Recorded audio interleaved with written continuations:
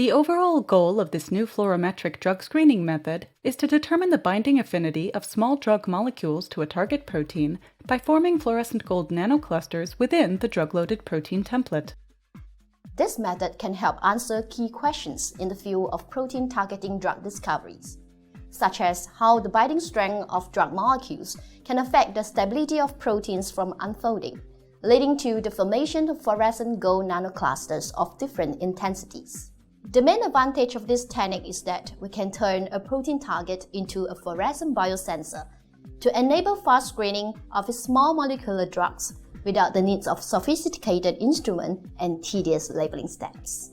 The combination of my own knowledge as well as co-author Xiaodi's discovery, ligand-loaded protein has a distinct stabilization effect on plasmonic nanoparticle, inspired the idea for this method.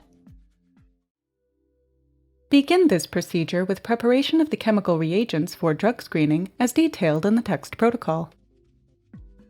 To prepare the human serum albumin, or HSA, templated gold nanoclusters, place 2 glass vials, each containing a micromagnetic stir bar, on 2 separate temperature-controllable magnetic stirrers.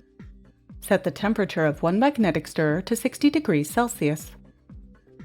Next, add 200 microliters of human serum albumin solution, 200 microliters of ultra-pure water, and 200 microliters of gold chloride solution to each vial under constant stirring to allow the encapsulation of gold ions inside the protein template. 2 minutes later, add 20 microliters of sodium hydroxide solution to each vial so as to activate the reducing capability of human serum albumin in forming gold nanoclusters. Start to record the reaction time.